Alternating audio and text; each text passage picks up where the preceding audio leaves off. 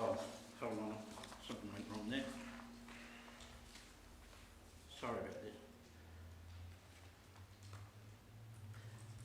Oh yeah. Working on average values and rates to charge the commercial industrial rate for, if there was 5,000 rental homes in the Shire, this would net some $2.5 million because there'd be a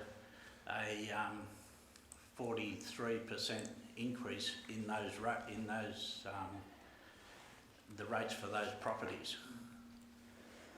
And then I've gone on to say, why haven't we got a differential rate for urban farmland? I do know why, but I'll just quickly read to you. And this is from the Valuation of Land Act 1960, which is what you go by. By reason of its proximity to land which has been or is being developed for residential, industrial, commercial or other urban purposes, or B, by reason of its proximity to land which has been or is being subdivided into allotments used or intended to be used predominantly for recreational or residential purposes. So I know that the Act would have to be changed to include urban farmland in the rates categories, but there's one obvious choice that we're missing out on when there's so much development in the area, and all that farmland will be rated as farmland, and until it comes online as residential or other, if it's rezoned to commercial industrial, we don't receive any benefit from it whatsoever. So, Mr. Roth, can I just clarify your two questions? Why isn't the commercial industrial rate applied to rental properties for residential land? And why haven't we got a differential rate for urban farmland? That's right. Okay. Yep. That's the two. And then just as comment really, I refer also to, this was in the council plan, it must be, I think. No, I'm not real sure. But anyway, sorry, mostly it's on the bottom, but I can't. Yeah, rating strategy, there we are, 2019-20. With the commercial industrial exemption applied to retirement villages because of owner supplied services as per section 232 of the rating strategy, which is this one, where retirement villages are exempt because the main argument for a discounted differential is that retirement villages maintain their own internal infrastructure, as in roads and street lighting. Maintenance of these is the responsibility of the commercial operation. A retirement village is run like any other business, and the maintenance of any asset the business has would be the responsibility of the business owner. Now, that applies to them, but it doesn't apply to like me. And there's a lot of others that I know are paying commercial industrial rates when they receive nothing, no services for it. And just to finish off, to apply some ambiguous charges for any land is a fraudulent exercise by this council. Also, when council valuations and the fire service levy classification of the same land do not align. Because in my case, with my rates, I have commercial and industrial where I live, and yet I pay farmland fire service levy.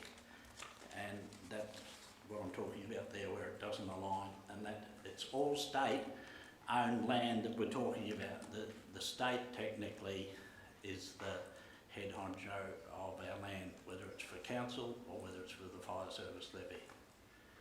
So. Okay, thank you, Mr. Roth. Thank you. I'll refer your question to Ms. Bennett. Yep. Thank you, Madam Mayor. I actually have one question which you submitted, which is why haven't we got a differential rate for urban farmland? But before I answer that, I would make the point that you said earlier on that you thought this was the budget meeting. So if you haven't made a budget submission, I encourage you to do that. Farmland differential. We haven't included one in the current budget, but if council decides in the future that this is another tool through which it can spread the burden more equally, then I'm sure council would look at that favourably. Thank you. And just to reiterate, Ms. Bennett, please make a submission through to the budget means, that would be great. Thank you. Next question is from Ms Karina Turner.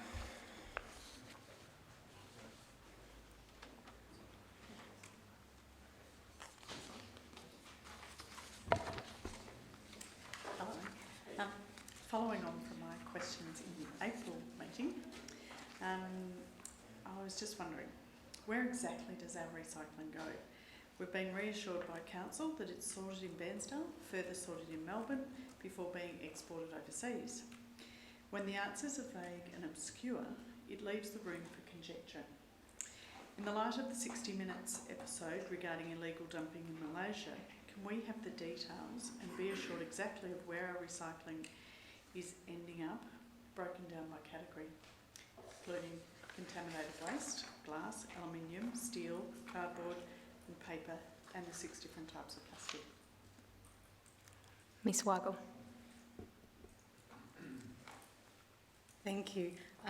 Just before I go on to address Ms Turner's question, perhaps if I can just shed some light on that very unfortunate episode of 60 Minutes. It has been widely refuted by both industry and councils across Australia that there was a lot of factual inaccuracies, and our own peak body, the Municipal Association of Victoria, has made a number of statements refuting that, and the very negative impression it gave of what's happening with recycling.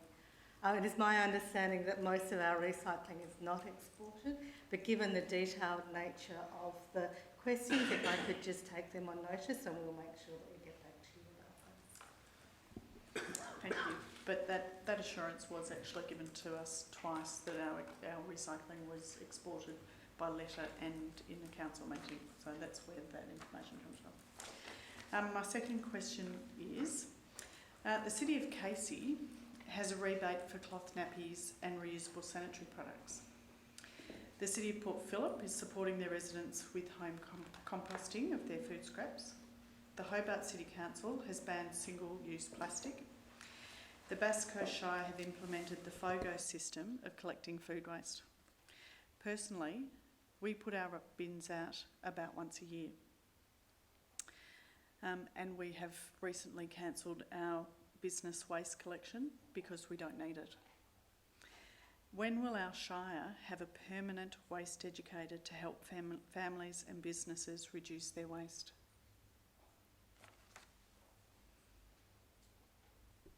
Thank you. We welcome all of the initiatives that are going on around Australia. We look at those and learn from them, and have some similar initiatives going on within our council as well. We've been trialling a kitchen to compost program in Malakuta, and are working on a range of other initiatives. Council actually does have a waste education officer on its structure. The position has not been filled for a little while, but it is our intention to refill that position very shortly. In the interim, we've been working with our regional body, the Gippsland Waste and Resource Recovery Group, on a range of education programs that are rolled out across Gippsland. They have mainly been focused on e-waste and recyclables for the last little while, given the focus on banning e-waste from landfill on the 1st of July, and given the conjecture and what's happening in the resource industry generally. But we are very much committed to having a position on council to undertake those activities. Do you know when that will be filled? As soon as it goes through our processes, it's in the structure, and we're hoping to get that filled as soon as we can. As a council, as a Shire, we haven't had a waste educator for quite some time, since our last one left. We've got one that works one day a fortnight at the moment, and I don't see a lot happening in this space. Madam Mayor, if I could just add, we've been going through some organisational changes. That position is on the revised structure, and we do intend to fill it. There are a number of gaps in the waste team as it stands at the moment, and that team have been doing everything possible to maintain the services they can, and we would hope to have that filled. If Certainly, it's probably my fault that that position hasn't been filled at this point in time, because I put a stop on all recruitment so that we could take stock of what positions we had. But certainly, as the structure is finalised, I would expect that that will be a position that is filled in the very near future. Thanks, Ms Turner. Item 1.8 is the record of assemblies of councillors, March and April 2019. Thanks, Councillor Rotino. Thanks, Councillor Tui, for seconding. All those in favour? Motion's carried. Thank you. Item 1.9, petitions, Mr CEO. Madam Mayor, there are no petitions for this meeting. Thank you. 2 notices of motion and/or rescission, nil received. Item 3, deferred business, nil received. And we'll move on to item 4, which is councillor reports. Councillor Tui. Thank you, Madam Mayor. I have lodged my report, and I did note that I got a star because I was the first one to lodge my report. Had a number of different things happen over the month, but probably the one thing that really does spring to mind was Anzac Day service that I attended up at Buchan. I went to the 6 a.m. service and then went back to the 10 a.m. service. I went there last year as well, and I must say it was very enjoyable to see, particularly the kids from the Buchan Primary School, who had done a lot of work on the Avenue of Honour up there at Buchan South, and the way they marched in, and the pride that they had in their school, and the job that they had done up at the Avenue of Honour. It's very pleasing from my point of view to see these children have the sort of attitude they do towards Anzac Day, and it was a very enjoyable day. Thank you. Thank you, Councillor Tui. Councillor Rotino. Thanks, Madam Mayor. Certainly it was great at the start of the month to get that Easter break in, and I think we all had a bit of a rest, which was great. The Anzac Day services, the Naval College one was again a great one to attend.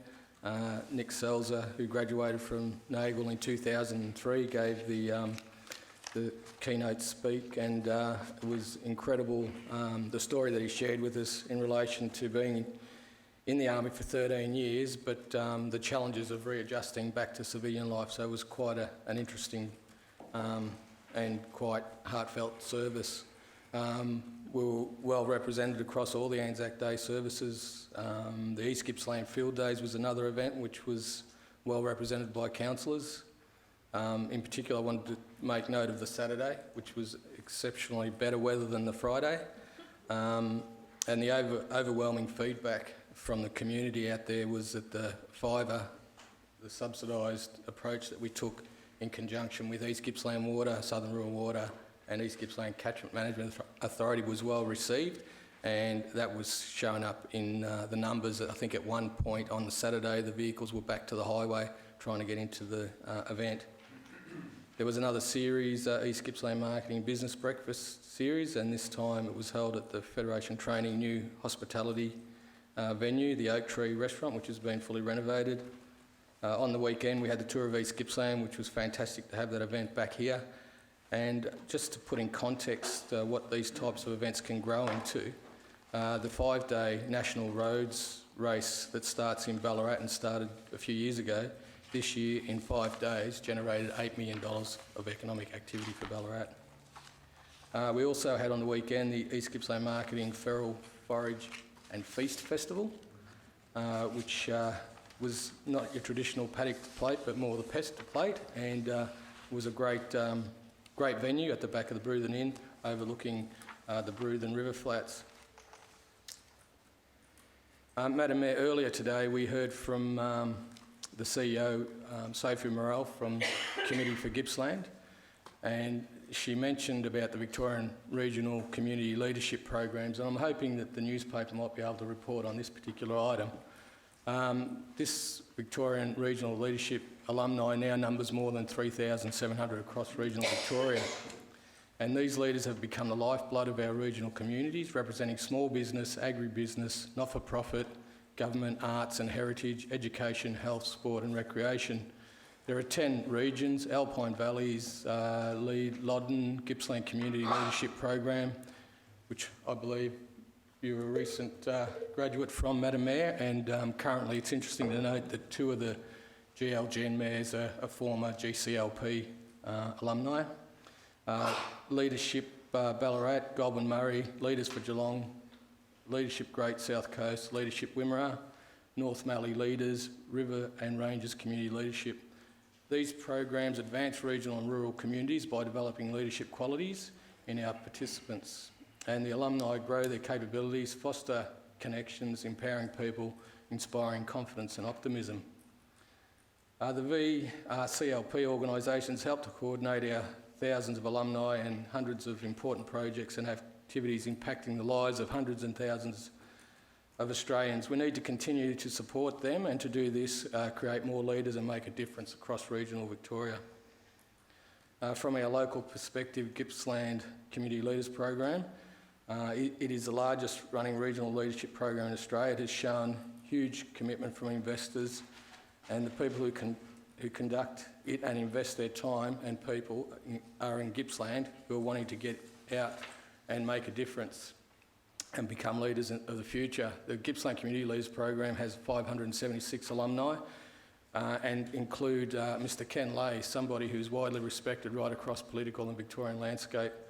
Multiple local government councillors are represented by this alumni, and as I mentioned before, yourself and another current GLGN mayor have been previous cohort or alumni. This platform helps to create diversity within our communities, empower and encourage and instill and provide a broad range of information to a broad range of experience to further the knowledge around Gippsland, but also to empower and create leaders of the future. So where I'm heading with this, Madam Mayor, I'd like to ask if you would write a letter to the Minister for Regional Development, the Honourable Jacqueline Symes, and State Treasurer, the Honourable Tim Pallas, to provide continuing funding estimated to be $11 million over 4 years for the continuance of these critical regional Victoria leadership programs. I'd also like to encourage you, Madam Mayor, to request the Chair of GLGN write a similar letter to support the 6 local government areas in Gippsland. Thank you, Madam Mayor. Thanks, Councillor Rotino. Councillor Rotino, thanks for that great report, especially around the community leadership programs, and I certainly support your contention there that we write. So there's a bit of feedback in here at the moment. I'm not sure if I'm being too enthusiastic with the microphone or not.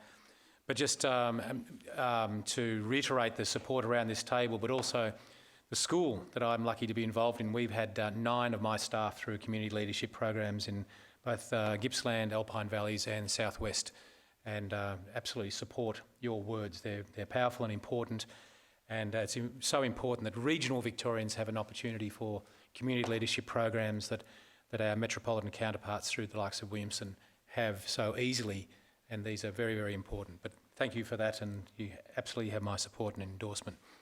Of the obligations I've been associated with in the last month, I just want to draw attention to a couple. And in particular, Anzac Day has been alluded to by our colleagues here, and I was lucky enough to be out at Mallacoota, where there were 300 people at the dawn service. 300 people at Mallacoota. It was really quite an amazing and atmospheric location and setting and event. And I just a call out to, in particular, Mark Tregellis for his work in that very small sub-branch out there. These small sub-branches are held together by 1 or 2 people, and they do all the work, and yet we have so much expectation around those dawn services and morning services, but they really are held together by 1 or 2, sometimes only people. And Wing Commander LaRoche, who joined us from Sale, and what a dashing young wing commander he is. Both Tregellis, Trigger and Wing Commander were both towering nearly 2 metres tall, and I felt very insignificant between those 2 gentlemen. Again, the field days were fantastic, and the last one that I'm going to draw attention to is the Lakes Paddle Challenge last weekend. Now, there were a lot of things happening around Gippsland, and what a great place to be it was. Fishing competitions, cycling events, foraging events, food events, but I had the pleasure of being at the conclusion of the Lakes Paddle Challenge, and those paddlers had the fantastic advantage of a ripping tailwind from Paynesville and Meetung, so I got down to Lakes Entrance in about an hour and a half quicker than normal, Councillor Ellis. They were down there before they knew it, but it was more than 150 participants, which was really fantastic. 150 people took on that challenge, paddled across the lakes, and the atmosphere at Lakes Entrance Surf Lifesaving Club, which is normally pretty buoyant, was even more so. It was really bubbling with excitement and expectation. They had a great event, and it was a real testimony not just to the courage and the challenge that those participants took on, but Lakes Entrance Surf Lifesaving Club, who over the course of summer kept that beach safe like all our surf lifesaving clubs do. But it's another great example of the value of volunteerism and the community wellbeing and health that volunteerism contributes, and we know how important that is in our region. Thanks so much. Thank you, Councillor Reeves. Councillor Buckley. I attended the Anzac at Ensay, about 50 people there, a little down on last year, and it didn't rain. Also attended the Poets Walk function at Swifts Creek last Thursday, 2nd of May. It was well attended and it did rain. And the attendees were very pleased to hear about the council assisting with $4,000 towards this community initiative, which started 20 years ago to remember and celebrate local poet John Butler and his poem The River. Thank you, Madam Mayor. Thanks, Councillor Buckley. Councillor Ellis. Thank you, Madam Mayor. I'd like to welcome everyone here today for another afternoon meeting. I'm pleased to report having another busy, in fact hectic month. Heaps of meetings, both in and out of council. A couple of matters I'd like to report include being involved in a waste management, risk management workshop and forum. And from a community aspect, attending the launch of the Tambo Bluff Landcare Group's 100 Steps project in James Street, Tambo Bluff. This project can only be described as a generally great volunteer community project. The project created a pathway to the beach at the Bluff, a feat achieved by genuine teamwork in carrying down lots of tools and fixtures. My obvious admiration goes to all club members. It would be unfair for me to identify names. I attended the bi-monthly Rail Freight Alliance meeting prior to their Melbourne-Brisbane Railroad Symposium. I further attended the Rural Council Victoria Forum in Melbourne.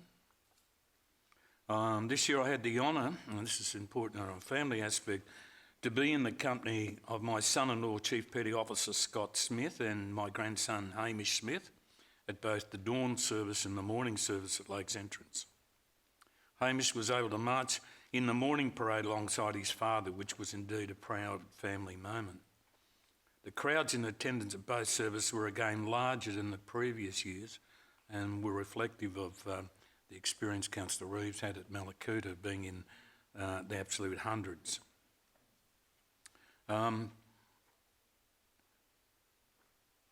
The crowd, yeah, okay. I'd like to acknowledge the work of the executive and of the staff of the Lakes Entrance RSL for the conduct of the service and the later gatherings at which Scott and I were made most welcome. And all of this, I should not overlook the great work of the Lakes Entrance Lions Club and their mobile kitchen, which made the morning breakfast a hit with the many hundreds that attended. I, like other councillors, attended the Bensdale Field Days on the Saturday of that two-day event. A larger than normal crowd was in attendance, and with all I spoke to were all pleased with the day, particularly noting that the weather was far better on the second than the first of the 2 days. I also attended the Lakes Entrance Town Hall meeting held last Thursday, where over 300 people were in attendance. The meeting was called by the newly appointed executive leader, who were obviously elated with the size of the community attendance and interest in the development and well-being of Lakes Entrance. The new committee is to liaise further with its membership in developing a vision for the future of the town and aims to bring that vision and its objectives to the attention of the region's leaders. Council will see further exchange with that group as it matures. On a most positive and pleasing announcement, I'd like to draw Council's attention to an announcement that's come out of our current federal election process, and that is the announcement by the federal opposition of the amount of a $62 million Beaches and Coastlines Climate Adaptation Plan. This announcement comes as the result of approaches made to both the opposition and just past government by the Australian Coastal Councils Association over the past several years. Our council has been actively involved in the work of the association, and I currently am honoured to represent council on the executive of that group. The announcement is likely to be seen as a major achievement of the association as it reaffirms membership and the reason for such local government bodies Australia-wide. Pleasingly, this announcement will also reinvigorate the National Climate Change Adaptation Research Facility to support the creation and dissemination of research into local climate change impacts through the refunding of the program with offer of $3 million per year. The current government unfortunately closed that wonderful research facility down. Let's hope, councillors, that the government will match and perhaps outdo the opposition's announcement. And finally, on a sad note, I'd like to report the passing of Lakes Entrance Identity and Providence citizen Mr. Colin Campbell on Friday. My sincere condolences go to his wife Margaret and family. I shall provide more detail in regard to Mr. Campbell at a later time. Thank you. Thanks, Councillor Ellis. Councillor White. Thank you. Thank you, Madam Mayor. Just a couple of events that I attended. Unfortunately, I was an apology for the field days, but would like to thank the Lions Club of Lindenau for the effort they put into that field days and the wealth it brings to the region, and also the benefits that they gain from it for their distribution to people who are in need as they do their voluntary work through the year. I had the privilege of laying the wreath on behalf of council at the dawn service at Lindenau, which was extremely well attended, also run by the Lions Club, so they did have a very busy few days. Of course, they cooked the traditional breakfast afterwards, and it was a very solemn and sombre moment, and as I said, very well attended. And in fact, one of the young children out there read a letter that was sanctioned by the RSL to do this, but it was just some of the memorabilia that comes forward, and that was of this young child's grandfather who served in the Second World War, and it was a letter home to his mum, just to say he was okay and he was doing fine and how are things going. And it was just nice to actually get back to the realities of what those people endured and what they did for our country. And then on the following day, the Bensdale and District Arts Society held their annual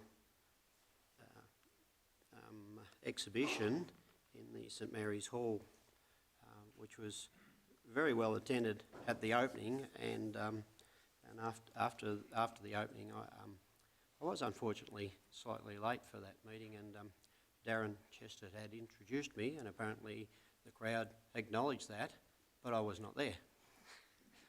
But I did sneak in a few minutes late, and had a good wander around at the exhibition, and it wasn't from a guilt factor, but I did spot a painting that I really, really liked, so I made a purchase on that night, which I was thankful for. But in catching up with them afterwards, after Easter, they said it was the most ever people that had ever been through their exhibition at that time, and that they'd sold a large number of paintings to a number of 50, which they just were so pleased with. So they'd had a very, very good Easter. So that was my effort for the month. Thank you.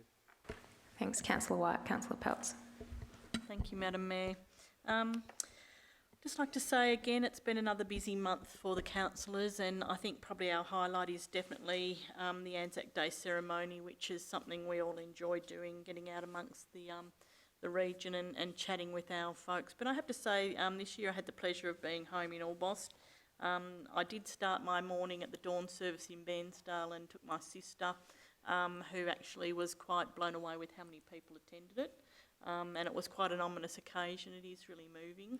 I do have to say that the blow-up projection screen probably wasn't as successful as projecting it onto the BCF building front, which I think is probably a more beneficial viewing thing, because the blow-up projection screen kept blowing away in the wind. It kept folding over and doing odd things, but that was just a minor thing. I want to say that being home in Orbost, I then drove up the road, went to Orbost, and it's quite comforting to be amongst your friends and peers on such a day and such a moving occasion. And I have to say the Orbost Secondary School students who spoke with a great and did a great job summarising the theme of the year, which was the role which animals had played in combat and for their recognition of their contribution to conflict activities over the generations. And I thought it was a really great way to reflect back on, the donkeys and the birds and the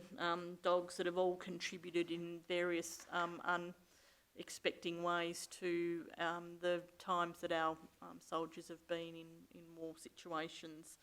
They've played many great roles, and I think probably the best story I heard was some of the dogs would go out and sit next to injured and dying soldiers and comfort them in their last moments, which I thought was really moving and something that I had not considered before. So with that, I'll move on to I had the pleasure of travelling to Melbourne and representing council at the Rural Council Summit with our Mayor and Councillor Ellis and our Executive Officer, Mr Basford. And the networking was good, and we had many interesting speakers. I guess the take home from that for us was for poor Liz in our accounts department, that half of the expected grant relief funding that we actually get each year from the state government will be dropped into our account on June 30, which usually sends us all into a frenzy because it skews our draft budget projections for the start of the financial year. So that was probably the take home with regards to us. The field days again, I'd like to just reiterate on that and thank the staff for their contribution, because I thought this year was an exceptional year. In the 11 years that I've attended that particular field days, I went both on the Friday and the Saturday. And the Friday there weren't many people, but the tent, the East Gippsland Shire tent, was abuzz with people from all over the place. But it was great because they'd done a joined tent this year with the health sector and many of the government bodies who are engaged in the drought response for the farmers. And I thought it was amazing at the amount of things that are out there for the farming network, for our community. And I'm just holding up a few brochures now, just showing some of the support that's out there for anyone in need in regards to the drought conditions that we are still suffering. Whilst we have had rain, we do appreciate that this has been a really traumatic time in regards to A, we're getting the rain too late, the growth in the pastures, B, the stock reduction that we've had, the fodder what isn't there for them to carry over winter, and it's a snowball effect. So there is a lot of support out there, and I just wanted to say that our tent was really well set up to address the community, particularly topical for what was needed for this year. And I thought our staff did a great job in addressing that. And to say thank you to the flu vaccination people, the nurse in there who administers the vaccination free of charge to the community, does a great job, and you can hardly feel it. You don't ever feel it, so it's worth getting along there and having it. And thanks for that. And that's the end of my report. Thank you, Madam Mayor. Thanks, Councillor Peltz. I too have had another busy month, and I'll just speak on a couple of things, one of which Councillor Peltz has already spoken about, which was the Rural Council's Victoria Forum. We heard from a number of speakers that were all very interesting. While in Melbourne, I took the opportunity to meet with the Office of the Premier and Minister of Agriculture in relation to correspondence that we have sent in regards to rate relief, and again pleaded the case for our farming community. And I am continuing my fortnightly communication with the Minister for Agriculture, keeping her updated on the drought in our area. And I also met with the Minister of Local Government and extended an invitation for him to visit East Gippsland, to which he accepted, and we look forward to hosting him down here in the near future. And I'll just speak about the Anzac Day service that I attended in Omeo, which was the dawn and the 11 o'clock service, and both were very well supported. Numbers were up from last year, probably around 150 people at both services, which is an incredible turnout. Like Councillor Toohey, the Omeo Primary School students spoke, and they were fantastic. They marched, they sang a song, and read letters to the audience. So, and we also heard from Rhonda Bunbury, who was the main guest speaker, and spoke of her great uncle and his horse, and they both were in the World War I, and she was an incredible storyteller.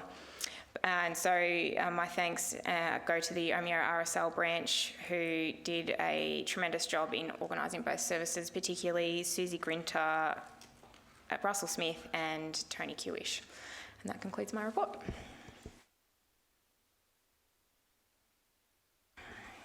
Moving on to our officer reports now. 5.1.1, Gippsland drought response looking ahead. Ms Kate Nelson. Thank you, councillors. The purpose of this report is to seek council's consideration of a proposal that's been developed to support a planned approach to advocacy efforts to respond to the impacts of the current drought in our community. Action to date focused on the drought has primarily been focused on ensuring that those impacted are supported to manage in the current conditions, but the reality is that the drought will have longer-term impacts and consequences for our community. So the drought response proposal that's presented today has been developed following discussion with a wide range of stakeholders, with the East Gippsland Drought Reference Group, and also developed in partnership with Wellington Shire. The proposal focuses on a longer-term approach to the actions that we think are necessary if we're going to support people to transition out of farming, if that's their preferred option, to manage the impact of the drought in the way that the landscape recovers and people recover, and also to look at the longer term adaptation responses that might be necessary. The intention of the proposal that's presented is to make sure that local government and other key stakeholders and organisations are working proactively, that we're working together to advocate for approaches that are best designed to position our community to work towards a sustainable future. So the recommendation before you today is to seek your endorsement of the proposal that is attached to the report, and to commence a joint advocacy program with Wellington Shire and the other key agencies that we've been working with, to advocate to both the Victorian and the Australian government, and to also acknowledge the work of the reference groups that each organisation has, so Wellington and East Gippsland Shire, to acknowledge their work in bringing this position paper together. I'm happy to answer questions. Thanks, Ms Nelson. Are there any questions, councillors? No. Thanks, Councillor Rotino. Thanks, Councillor Pells. Speakers for the recommendation. Thank you, Madam Mayor. I would just like to thank the Drought Committee and Kate, Ms Nelson, for the work that's gone into this, and certainly support this important piece of work. Thank you. Thanks, Councillor Rotino. Councillor Peltz. I'd just like to say, I think with regards to the issue in front of us, Council has been responsive to the community, and I'd just like to say thank you to the staff who are hearing the words of our community and responding appropriately with good measures. And I think it will probably base a guideline into the future in regards to emergency management and drought response into the future. Thank you. Thanks, Councillor Peltz. Councillor Toohey. Just more of a comment. Just in regards to this proposal, it really did drive home for me the issues facing our farmers that I must say I've not really been aware of, but reading through this report and the time frames that some farmers are looking at in regards to recovery is just astounding. So it's a report that unfortunately we had to get, but very enlightening nonetheless. Thank you. Thanks, Councillor Toohey. Further speakers? No, I'd just like to reiterate the comments made by my colleagues. It is a very important piece of work, and I congratulate all the members of the Drought Reference Group from both East Gippsland, Shire and Wellington and the work that they've done. It's a proactive piece of work, and we know that it will be received very well by our Victorian and federal, so well done, and thank you, Kate. Okay, with no further speakers, I'll put the motion. All those in favour? Thanks. Motion carried unanimously. Item 5.1.2, East Gippsland Shire Council Grants Program Funding, Round 2, 2018 and 2019. Ms Nelson. Thank you very much. I do just need to apologise for Ms Johns, who's not able to be here this afternoon. She would normally present this report, and her staff do the work that ends up in this recommendation being made. But as councillors are aware, we do run a number of grants programs focused on supporting local community organisations to do really good projects in our community. This report presents the recommendations from the second round run this year. It's a really proactive approach that we take to supporting community members to accessing grants and developing their understanding and knowledge about making grant applications, developing projects.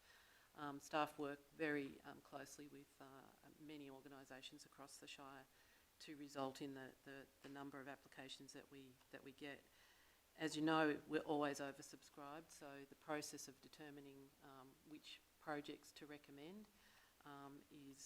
it's a very rigorous process that we go through, and today we are recommending that 22 grants are 22 applications are awarded funding, but I would just like to highlight that where applications have not been able to meet all of the criteria or may be funded through through alternative sources, then we certainly do follow through with all of the applicants to make sure that they are aware of other opportunities that might be available to them. But I'll do my best to answer any questions if there are any. Thanks, Ms Nelson. Questions, councillors? No. Thanks, Councillor Peltz. Councillor Rotino, second. Oh, sorry. I'll get you next time, Councillor Buckley. That'll be good. Speakers for. I'd just like to say, the grant funding comes around again, and it always makes a big difference to our communities when they do receive some form of significant contribution. It's always, we're only a small community, 46,000 people, and we're very spread out. And, the contribution that our volunteers and our community groups make are actually our community and our backbone to our region. So I'm delighted to be supporting this in any state or form, that we've been through stringent guidelines and dotted I's and crossed T's to be able to hand this money, grant funding, out to our communities that deserve it so well. Thanks, Councillor Peltz. Councillor Rotino.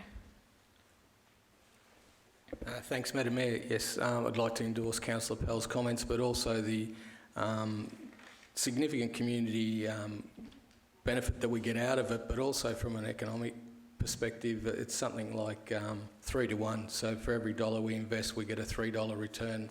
I think I'd take that any day of the week. Thank you. Thanks, Councillor Rotuno. Councillor Buckley.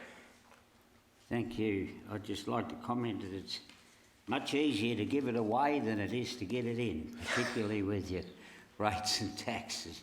Thank you, Madam Mayor. Thanks, Councillor Buckley. Are there any further speakers? No. All those in favour? Motion carried. Thank you.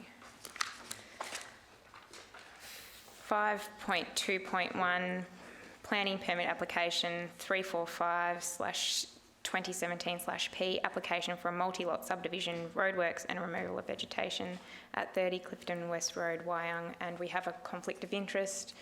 Councillor Buckley. Thank you.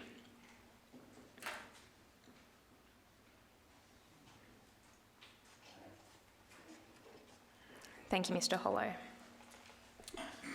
Thank you, Madam Mayor. Councillors, you'll recall this application is the subject of a planning consultative meeting, and I believe most councillors have had the opportunity to visit the site.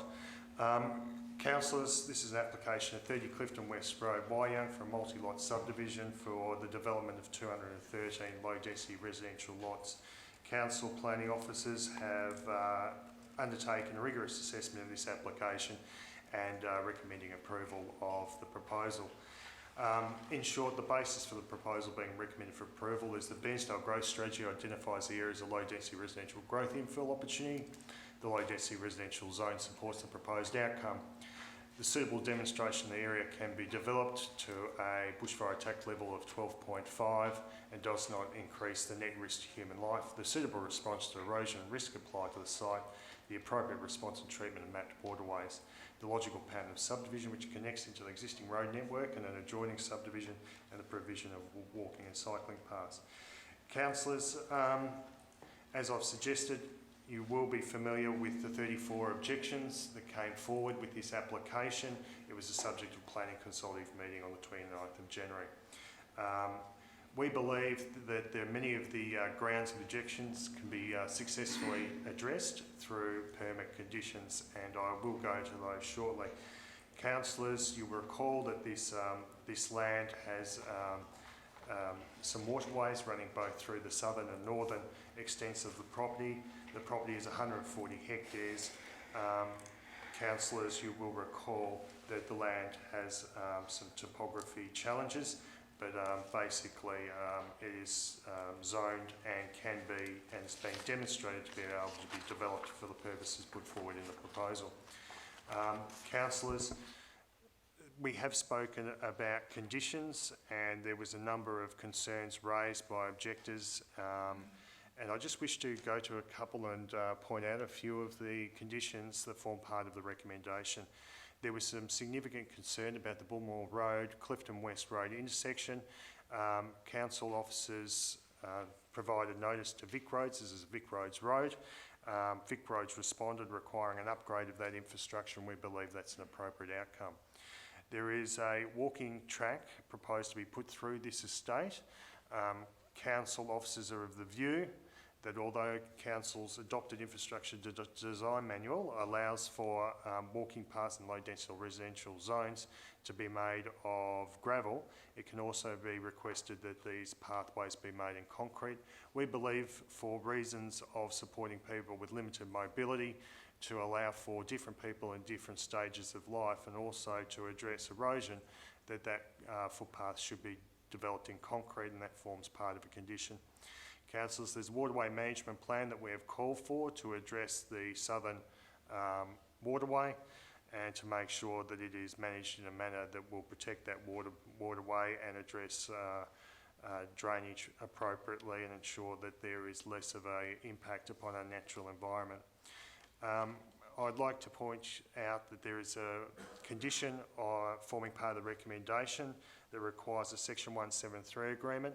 It requires a number of matters to be looked at, but I would draw your attention to that it requires that there would be no further subdivision of the lots created within this estate, that there would be no direct vehicular access between lots 201 to 209 onto Clifton West Road, so it prohibits those, and you must get access from the internal road provided.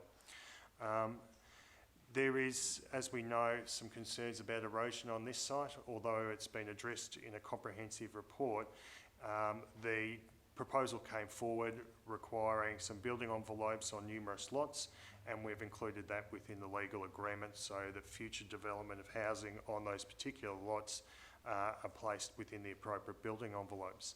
We have also proposed a condition requiring public open space contribution of 3% be made.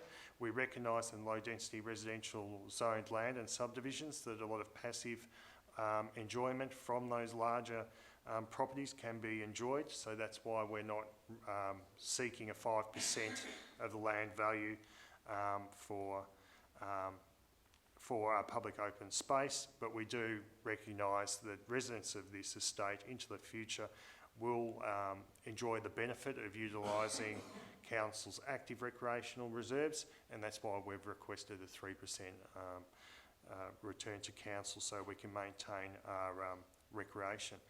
Councillors, I know that you've had a lot of input and a lot of time to invest in reading this report, as it is a comprehensive report, and I'd be happy to take questions. Thank you. Thanks, Mr Hollow. Are there any questions from the councillors? Councillor Ellis? Is this development documented or referred to within the Bairnsdale Growth Strategy? Within the Bairnsdale Growth Strategy, Councillor Ellis, this land is identified as low density residential growth infill. Good, thank you, Madam Mayor. If there's no other questions, I'd be happy to move the recommendation put before Council. Are there any other questions? Okay, would you wish to speak to? Thank you, Madam Mayor. The well-documented application put before Council is part of a long-term plan for the development of this particular subdivision. It's been identified on Council before the formation of the East Gippsland Shire Council, going back to the days of the Shire of Bairnsdale. It's part of the Bairnsdale Growth Strategy and leads to proper processing and planning and the balanced growth of the city of Bairnsdale as it moves out. There is a demand for rural residential allotments, as has been made evident to Council, and particularly by the success of the pre-existing smaller subdivisions in that particular area. The conditions put forward to the applicant are reasonable and achievable. I believe that the waterways and septic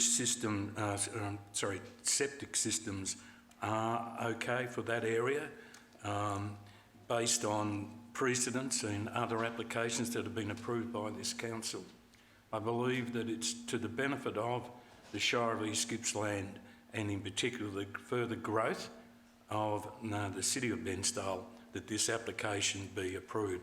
I recommend it to you, councillors. Thank you. Thanks, Councillor Ellis. Councillor Peltz. Yes, I'd just like to say, looking at the map on page 21 that we're addressing, and curiously looking at the growth of Bairnsdale, there's a need for these lifestyle blocks. Appropriately, this is a subdivision that will take us into the future. I think it's probably got a 15-year time span about full development fruition. The one thing I wasn't particularly sold on was the fact that East Gippsland Water doesn't see the need to sewer a development like this, which in the long run will actually harbour 216 lots, and with adjacent developments both either side and adjoining in the gullies. There's probably 500 lots out there, and I feel it's something that they should entertain. But with that said, this application is consistent with our region's planning schedules and planning needs, and I see no need to knock it back on the grounds that the septic isn't up to scratch. But I mean, it is sufficient for the blocks, and I think there'll be a lot of really happy families out there living in the not too distant future.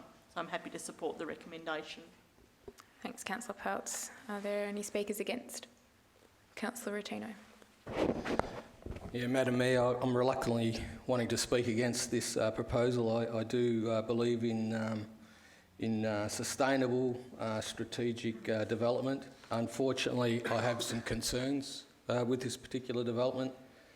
My concerns are around the anomaly when the East Gippsland Shire planning scheme was adopted, that this piece of low-density zoned residential land somehow got part of the East Gippsland planning scheme as we know it today. I don't believe it was properly researched at the time when all the planning schemes came together. I don't remember the exact date. Mr Nelson might be able to clarify that, but I think it is an anomaly. It's a planning anomaly. I believe there's inconsistencies around the bell rating for this piece of land. Being a person that has grown up in the area, I have seen wildfire come out of that northern part of our Bairnsdale here, and it's certainly not a place anybody would want to be when that happens. I think there's probably better fire mapping that should have been used in the application of the BMOs and the bell ratings for our region, being 80% Crown land or bush or unrateable land.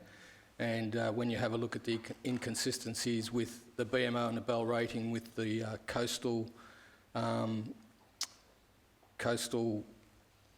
scrub along some of the areas where they're applying a higher bell rating in some subdivisions and developments around Lake Tyers, it just doesn't make sense. I believe this could potentially be a wildfire trap for residents, and I don't want my name associated with that. I also have lots of traffic concerns in relation to the ability for Clifton West Road. I ride my bike along there many times, and councillors went and had a site visit out there.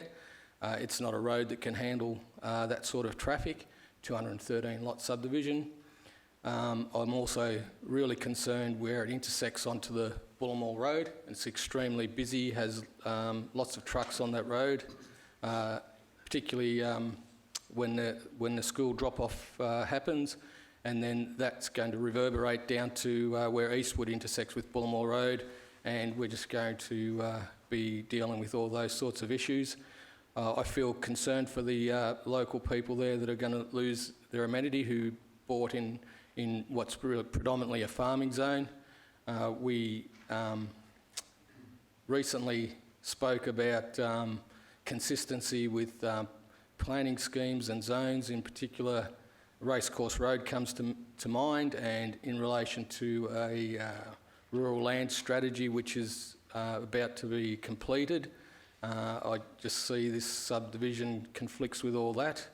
I'm also concerned about the future services and amenities, infrastructure demands, the wants and needs from, let's be real here, this is a small town, 213 lots is a small town in our region. What demands are they going to be placed on and future burden for East Gippsland Shire ratepayers to fund?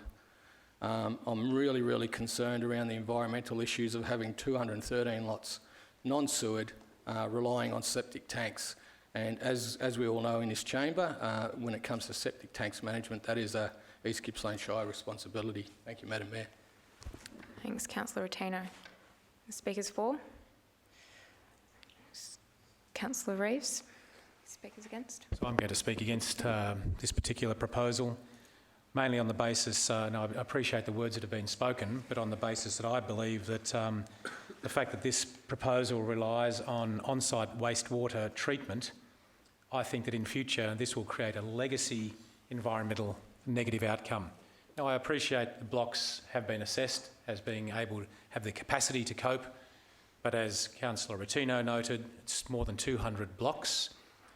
They're up in the hills, and they will rely on not just a sewer but an on-site treatment facility for each property. it'll create a legacy for the Shire to have to manage those and assess those. And I am of the opinion that in 5, 10, 15, 20 years' time, as those blocks change ownership, and the new owners or subsequent owners or the owners who have lived there for a while, and their concern for the pumps, the facilities, the on-site treatment may become lessened over time, and everything seemed to have been all right for such a long time. Why do we have to worry about it now? And I think the downstream, literal downstream effects of that are a concern for me. And I think that this day and age, we shouldn't be supporting a development of this size, this scale and this scope that isn't properly sewered. So I'm going to not support this particular proposal on that basis in particular. Thanks, Councillor Reeves. Any other speakers? Councillor Ellis, you should have a right of reply. Just very briefly, Madam Mayor, I just refer councillors back to the briefing sheet that you were provided for in relation to this particular application, and ask you to note that all of the responsible authorities that are responsible for such things as fire management, such as water control and management, sewerage, in other words, the authorities, support the application and have shown none of the fears that have been voiced here this afternoon. Internally, also, the report will show that experienced engineers, environmental health officers, community planners, waste, operations and generally the economic development officers all support this particular application. This is a genuine growth opportunity for our region, and it provides an alternative, an affordable housing opportunity for people looking to live in a rural residential area. Councillors, I believe that our fears may be not fully founded, and I encourage you to support the application that has been lodged with Council here this afternoon. Thank you. Thanks, Councillor Ellis. I'll put the motion to all those in favour. All those against? Motion carried 4-3. 5.2.2 Capital Works and Landfill Rehabilitation Projects Report 2018-19 for the period ending 31st March 2019. Thank you, Madam Mayor. This is the third of the quarterly reports that you receive, giving you a progress status on the Capital Works program. It is the companion report that comes with the finance report, which you'll be considering later on in this meeting, and really is designed to give you a little bit more detail about the capital program. As councillors are aware, we have a large capital program. This year we adopted a capital budget of a little over 50 million, which reflects and represents about 195 individual projects. And I'm very happy to report at this point in the financial year, we have actually committed or spent 77% of the revised budget, which is made up of over $20 million of actual expenditure and another $12 million of committed expenditure. This compares quite favourably with the position we're in at this time last year, when we had about 65% of the budget in that expended or committed status. In the quarter, there are a number of changes that were made to the program, including the introduction of 6 new projects and a range of budget movements between projects. And these are outlined in the body of the report for you. In this quarter, we've also worked very closely with all of our project managers to identify any carry forwards which are required, and there are currently 32 projects that have been identified as not being anticipated to be complete by the end of financial year, which represents approximately $12 million of carry forwards. This includes several, as you'll see from the list within the report, this includes several large projects and a number of small projects, or there is a small final payment to be made. In the report, we also identify that we've made savings of a little over $500,000 from 10 projects that are now complete. They have been put into our Capital Works holding account, which allows those funds to be reallocated to other projects and other initiatives as required.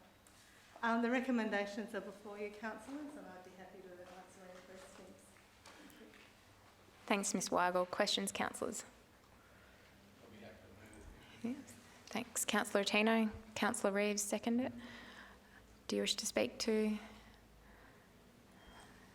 the motion? Thanks, Madam Mayor. I'm just happy to support the work, and thanks to our manager for the good work that she's done there. Thank you. Thanks, Councillor Rotino. Any further speakers? No? Oh, he's coming. Just keep going. Okay, I'll put the motion to you. All those in favour? Motion carried 7-0. Okay, 5.3.1, revised draft budget 2019-2020 adoption for public exhibition. Miss Liz Collins. Thank you, Madam Mayor and councillors. As councillors are aware, on the 9th of April, Council adopted a draft budget for 2019-20 year for releasing for public comment and submissions.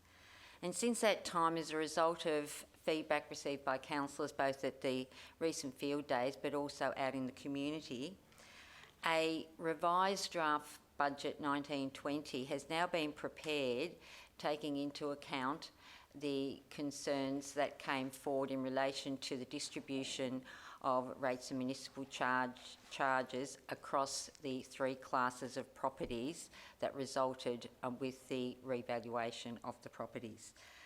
What's before you today is only a change. The revised draft budget 19-20 is only a change to the rating strategy / distribution of the rates and charges across the three classes of properties, as opposed to what was in the draft budget that was released. So no other information or budget details have changed from that draft budget except for the option for distributing the rates and municipal charge.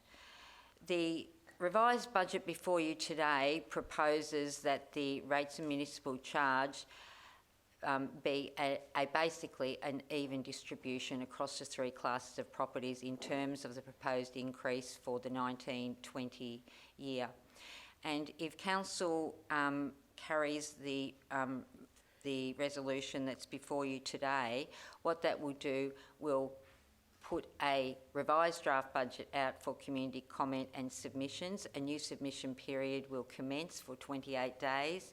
Will close on the 7th of June 2019, and it will also change the date for the proposed hearing for the Section 223 Committee of Council in terms of submissions, and that would be Tuesday the 11th of June. So before you is a recommendation, councillors, and happy to take any questions. Thank you. Thanks, Ms Collins. Questions, councillors? Councillor Toohey. Oh, sorry. Councillor White. Question, Ms Collins. There is a figure here of just over $58 million to be the expected revenue from rates collection. Have you got it at hand that you could say how much we have seen this figure increase over the last few years?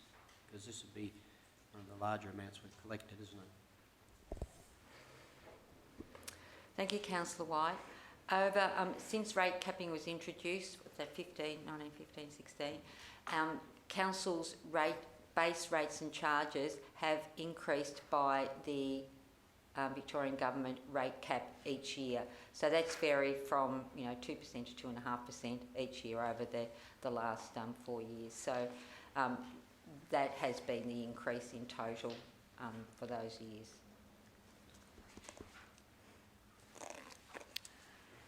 Councillor Ellis. Ms Collins, this is just I'm just trying to find out. I had a query from a member of the public wanting to know whether or not, because of the sudden change to the strategy, that whether or not the response date could be put out to a further week rather than being at the same closure date of the 7th. Councillor, we have moved the date out to take into account the budget going, if it gets released for public submissions, the actual closing date has moved, and we would advise all of the people who have currently lodged submissions that the date is closed and the hearing date would be changed as well. So we have moved both of those dates, or proposed if this is carried by council today. Thanks. Councillor Peltz? Yes, Liz, I was just wanting you to clarify the difference between this particular lot of figures and the previous ones that we're now proposing to replace, and what it actually means to our community, how the redistribution of the rate charges have been distributed so that they fully understand what we're actually trying to achieve here. Because in the figures, the general rate changes is slightly more, and that being the biggest group that we get most of our rates income from, I feel it's their position to be knowing what this actually says to them. Thank you, Councillor Pals. As Council is aware, Council set the rate increase at the cap set by the Victorian Government of 2.5% for our rates and municipal charge. In the draft budget that was released in April, the total amount of rates and charges to be collected from the residential properties proposed an increase of 1.52%, from the commercial industrial properties 2.6%, and from the farming properties 9.88%. So those increases varied, and as you have said, the residential properties that are on the general rate, that's the largest amount of rates and municipal charge we collect. What the change proposed in the revised draft budget does is evenly distribute the increase at approximately 2.5% for each of the three classes of properties. So the residential increase would move upwards from that 1.52 to 2.52, so about 2.5%. Commercial industrial would move down slightly from the 2.6 down to 2.39, and the farming class of properties would move from the 9.88% proposed increase down to 2.45%. So approximate 2.5% if you look at them all across each class of property. Just as a rough figure on the general rates, how much more would a domestic household be paying based on these new figures than the previous one? On average, that is the average increase. So that would bring their increase down, and it depends on their movement in valuations. But so the average is the 2.52 for an average residential, but that would vary depending on the change in their valuation. Can you put that into a monetary value? I'm just trying to get them to realise it in a monetary form, that it's not as dramatic as what they think. It's equivalent to, $5 or $3 for the whole year. I just want them to realise it in a value of monetary figure. The rates and municipal charge collected on any one residential property that amount would vary depending on the capital improved value of the property.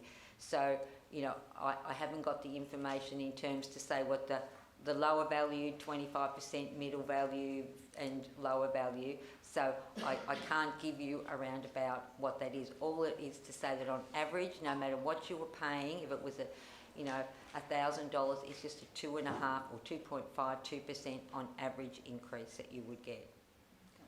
Okay, yes. Thanks, Councillor Peltz. Councillor Ellis?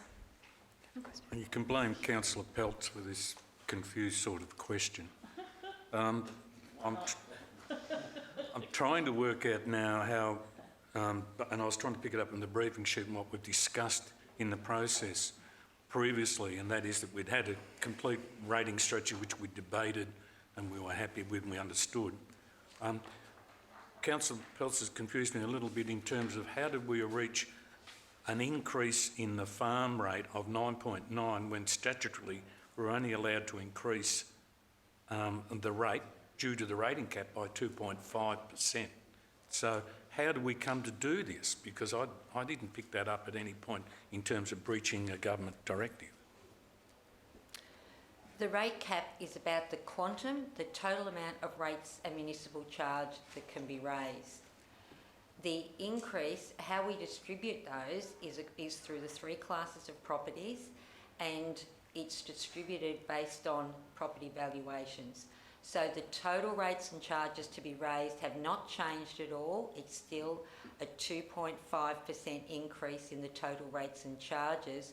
What this change is using differential rates to distribute the amount of that total rates and charges across the 3 classes of properties. So on average, the amount of rates will increase by about 2.5% for each of the classes of properties. The farming class of property is a much smaller bucket of the part of the total bucket as well. So that movement now, it doesn't matter which class, it's still about 2.5%. If I just can, Thank you, Madam Mayor. This is, just to clarify then, the 9.5%, if I put it in simplistic terms, is only because the farm properties have increased in value by 9.5% across the board in the East Gippsland region, and thus they are effectively paying simply 9.5% more rates than they would have had their properties remained at the set valuation of the previous year. In the draft budget, what you saw was the biggest class of properties in terms of value of rates and charges, residential, were only increasing at about 1.5%, not 2.5%. So in terms of the distribution, the valuations, the greater increase in valuations occurred in the farming properties as a percentage increase. And when we applied the differential rates of 90% of the general rate to farm properties and 145 to commercial industrial, we had the first lot of rating distribution in the draft budget. This proposal has re-looked at the differential rates and is proposing an 82.5% differential rate for the farm properties and 143% differential for the commercial industrials. So both of those differentials have then been seen the distribution change by the application of differential rating. So the valuation increases and changes have all remained the same, but the differential rates have been amended to more evenly distribute the rates across the 3 classes of properties. So that effectively gives the farmer against which is a business, a 5% discount over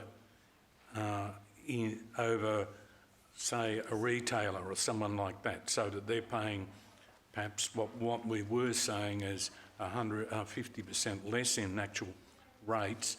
They've been given in general commercial properties a 2% discount, and the farmers have been given a 7.5% discount. Is that how we're reading it? What the revised draft budget does is that we look at the increase from the amount of rates and charges that were raised from each class of property in the current year, 18-19, to the proposed amount of rates and charges that would be raised in 19-20. So what it says that on average, the farm properties would incur a 2.5% increase, commercial, industrial, all of them would approximately incur a 2.5% increase. You know, that's if their valuation movements obviously were all the same, but valuation movements do go up and down. So some will be slightly more within the class and slightly less, but on average about 2.5%. So that's what the differential movement in the differential has done, has more evenly distributed the change in the rates from one year to the next.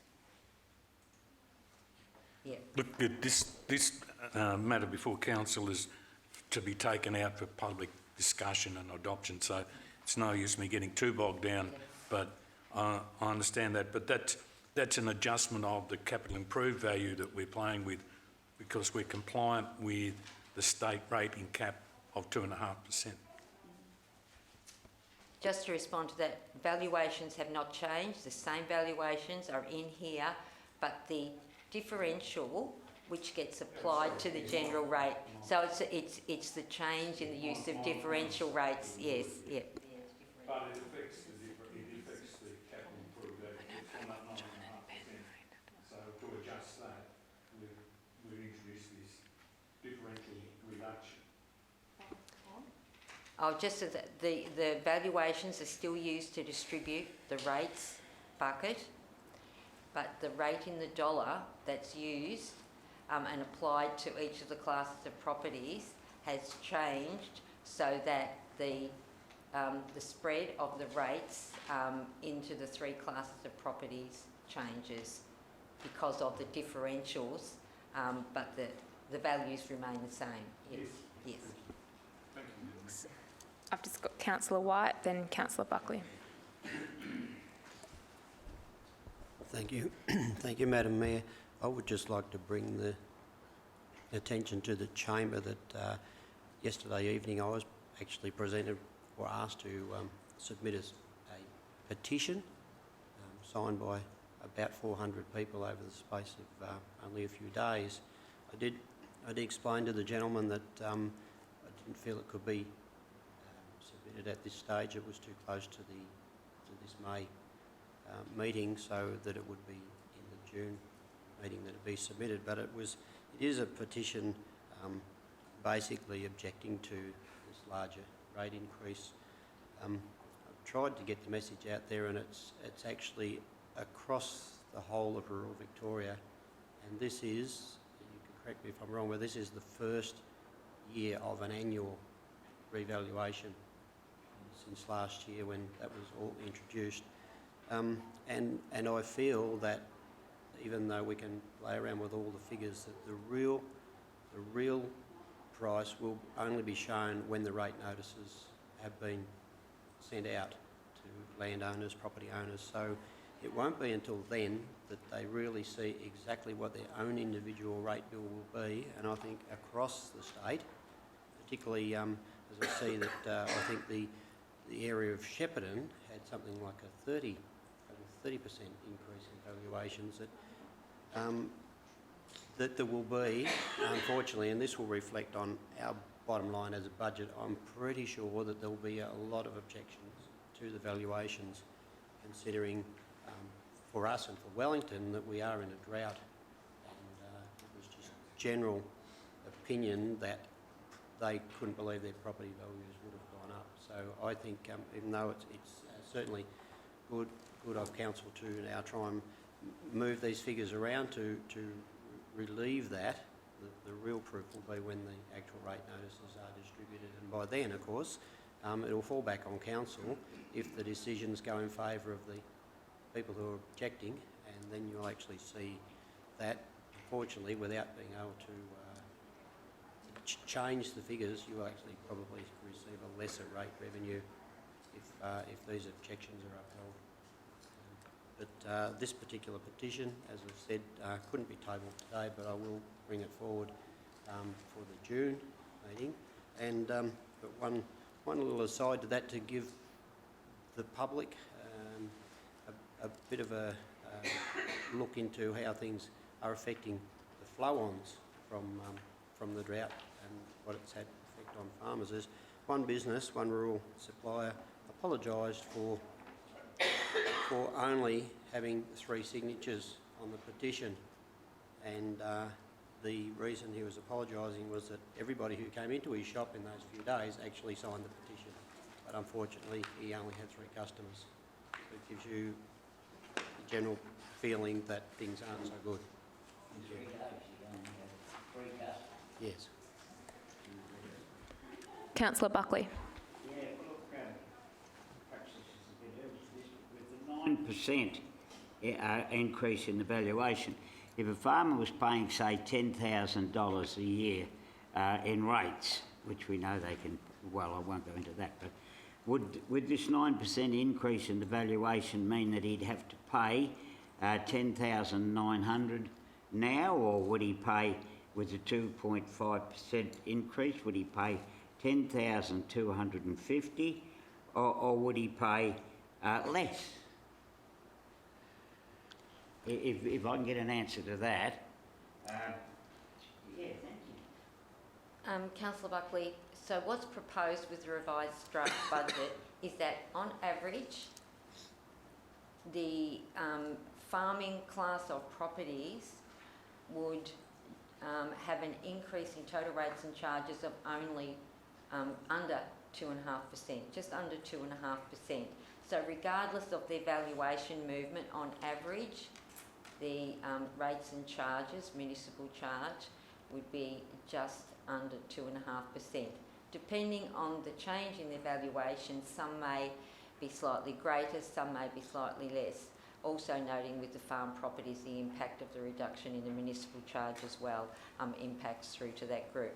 But their total revenue of rates and municipal charge, just under 2.5%, regardless of, on average, regardless of valuation changes. So it's going to go up overall 2.5% and more for the some other people that's only farm properties. Isn't it that the revaluation is not factories and so forth?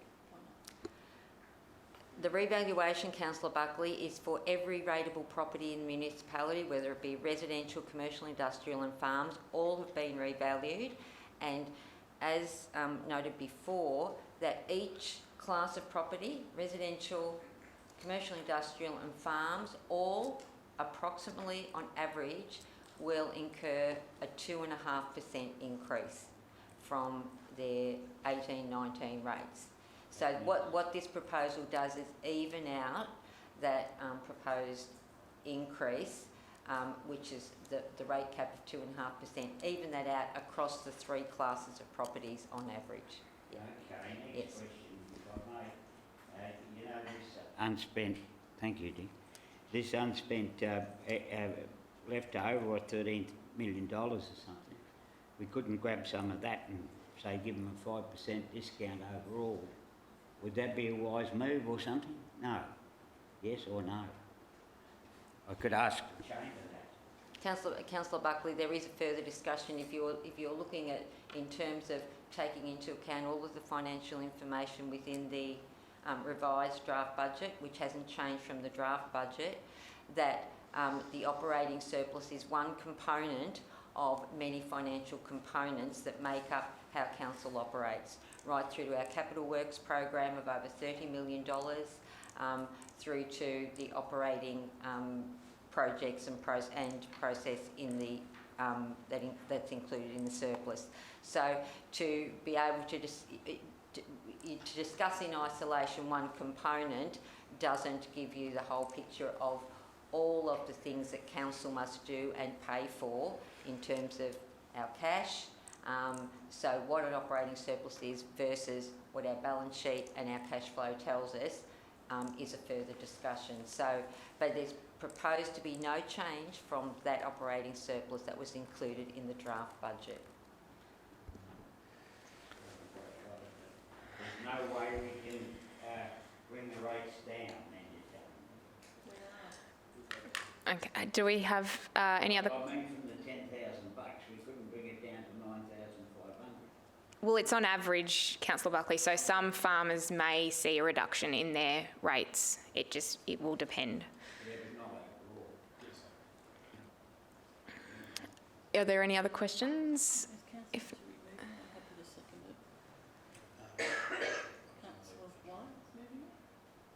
can I get a mover for the recommendation? I'm happy to move it. Okay. Thanks, Councillor Peltz. Councillor Reeves, second. Would you like to speak to the motion? Thank you, and thank you, officers, for your unduly thought in this process, because after the field days, councillors had such a response from the community in regards to the budget proposal that we to the valuations that we actually are putting out a proactive response, and this is our proactive response to revised figures for this year's rating strategy. And Liz and her team, they've worked tirelessly to try and find a compromise, and this is actually a compromise. From what's been described, the general rates will be slightly higher, and they never have been, than the 100% before. I think they'll be paying on average, I think when it was equated to us, and I was trying to get it out of Liz earlier, but she wasn't committing, it will be the price of a coffee. With regards to the commercial industrial, they will be getting a reduction, and with regards to the farm rate, they will be getting a further reduction than their normal 10% that they actually have had in many previous years. With that said, I would like to make it very stated that this is a one-off year that this is going to be offered. The bottom line is we can't sustain it in years to come, and I think the community should be happy with the response that council is acting within the words of the community and listening to them and acting proactively in regards to their quests. You know, we understand some years are better than others, but I have to say overall, you know, this is a really fair rating strategy, and I'd like to commend it to the rest of our council group. Thank you. Thanks, Councillor Peltz. Councillor Reeves. First of all, thanks, Councillor Peltz, for those comments. They were very important. And to Liz and your team and the CEO, thank you for being responsive. Very quickly too, to be able to bring this to us. It's very important that we can show our community that we are responsive, we have heard what they've said, and by using the levers available to us around differential rates, we're able to flatten those variations that have been caused by, in particular, valuations. And we were caught on the hop a bit by the increase in farm valuations, there's no doubt about that. And this is the way that we can actually respond to that, by using this differential rate strategy. Now having said all of that, we want this region to be not just a great place to farm and to live and to grow, but a great place to grow old, to retire, to recreate in, and sometimes to be sick in. So we need to have good services available for everybody who lives here, and it's the remit of council to provide those services. So we need good airports. We like to have boat ramps. We need to have that first and last mile road into our farms accessible so they can do business throughout the whole year. And we want to have those crossings supervisors. We want to have our swimming pools available, all of those services, libraries and so on that the Shire provides, 100 services in 100 days. And that's what we provide through collecting rates. And the challenge for us is to how to evenly distribute the collection, socialise the collection, then socialise the benefit of that. Now, rates are a fixed business cost, and we know that farms have a much higher, obviously, capital investment to their capital return than other businesses. So we recognise that as well, and we understand the challenges that farmers have. And as Councillor Peltz alluded to, Council will review its rating strategy year by year and be responsive to the needs of our community. But this is, I think, a good response to those needs, as we've heard, and perhaps we can equate the increase for a general rate to maybe a cappuccino a week. That's the sort of the price difference maybe on average to the middle 50% of valuations. And that's what we're asking our community to recognise, that to support our businesses and our farmers at the moment, that if you can forego that cappuccino a week, then that would go a long way to alleviating the rate burden on some of those farmers. So thanks, councillors. Please support this. Thanks, Councillor Reeves. Speakers against? Or speakers for? Councillor Ellis. Thank you, Madam Mayor, and thank you, Councillor Reeves, for carrying a good argument across for this matter. On a humorous note, this has been a perplexing matter for me in terms of this, because we find ourselves as a council subjected to the actions of another level of government. And one only has to refer to the front page of the local paper yesterday to see where the responsibility for that lies, when our local member was referring to the rate situation. The setting of rates and the valuation, which was introduced by the Labor government, have created this situation where the valuations have increased to a stage where we, at local government level, have to act upon the actions of a higher level. Humorously, in going through and trying to research the arguments to or for, is farming a business or is it not? Why should one sector of the business community be given an advantage over the other? Who feels entitlement? I stumbled across the old argument in the doctrine of entitlement.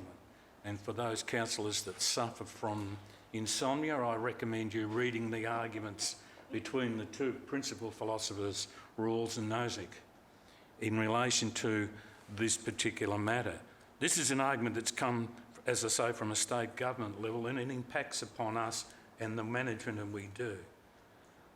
The common decent thing to do is what we're offering here today, of course, and that's what Councillor Reid's referred to, and that is to show empathy for one particular section. It's like my argument that I put to you, councillors, in relation to considering those on a disability or age pension, where I asked for a 5% discount on their rates. They have no room to move, but a farmer will. He will trade out of this situation.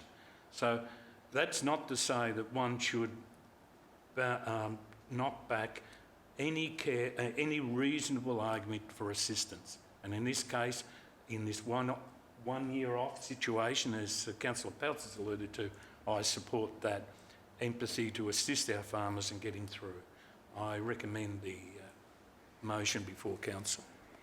Thanks, Councillor Ellis. Councillor Rotino. Thanks, Madam Mayor. I would just like to reiterate all the comments that I've made today. This is a responsive and responsible budget, and I know each of us has had to think about this and field sentiment from our communities, and we all go through a lot of angst to try and come up with the right formula. I believe this is the right formula. I really do thank and endorse Councillor Reid's comments for Liz and the finance team, Ms Collins, sorry. It's being able to get that good information, responsive information that helps us make good decisions. So I'll certainly be supporting this motion and encourage all my colleagues, which I'm sure we will, all support it. Thank you. Thanks, Councillor Rotino. Any further speakers? Councillor Buckley. In what I'm saying here, there's absolutely no reflection on the integrity and the ability of a team that works on this. You know, I realise it's a very, very difficult situation where you've got to try and please it seems to be a vast amount of the community, and us that have got to try and get the money in and provide all the services. But unless we can bring this down somehow so that there's an overall reduction in the rates, which certainly by what I've been listening to, there's not going to be, I'm afraid I can't support it. Thank you, Madam Mayor. All right. Councillor Toohey. Thank you, Madam Mayor. I'm of the same opinion as Councillor Rotino. All of us have to run a balanced budget. We cannot spend more than what we earn. Now, this relates to myself personally at home, and it's also a decision that I have to make here in council in conjunction with my colleagues. And the revised draft budget, I think, is an excellent balance of ensuring that we get to move forward in a fiscally responsible manner. So I would like to thank you, Ms Collins, for giving us the information that we were after. Thank you. Thanks, Councillor Toohey. Any further speakers? No. Councillor Peltz. With that all stated from my colleagues, I appreciate your support. I also would like to state that the underlying bonuses also here that are going by the wayside is the municipal charge has been dropped down from 18% to 14%, and we're endeavouring to get that down to 10% within the next 2 years, and that's a bonus from these rates that actually hasn't been highlighted. We're striving to get them down and hopefully get rid of them completely into the future. So that's the area that I'd like the community to know that we're trying to proceed in. And I invite you all to be active and read and respond to our draft budget, and to please appreciate we've been working on this budget. I think it first came to us December last year. So it's not as if we've just pulled these figures out of thin air. We've been discussing this for a very long time now. And this change in our draft budget has come as a response directly for our community, and I think it's really responsible, and I think I'm delighted to be saying we're able to hear our community and listen to their grief and put something forward that we believe is a responsible draft budget within the timelines and the timeframes that we're restricted to work in. So with that said, Madam Mayor, I pass it back to you. Thanks, Councillor Peltz. I'll put the motion to you. All those in favour? All those against? Motion carried 6-2.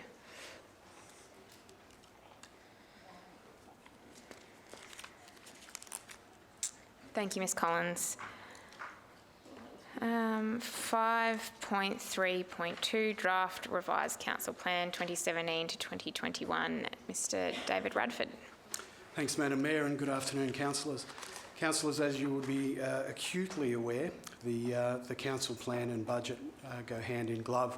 So the purpose of this report is simply to seek your endorsement to amend the closing dates for submissions and the Section 223 hearing date of the draft revised council plan as has been provided to you today. Now, it's important to note that the council plan and strategic resource plan, the documents that have been provided to you today, they haven't been altered since they were adopted by council at the April meeting.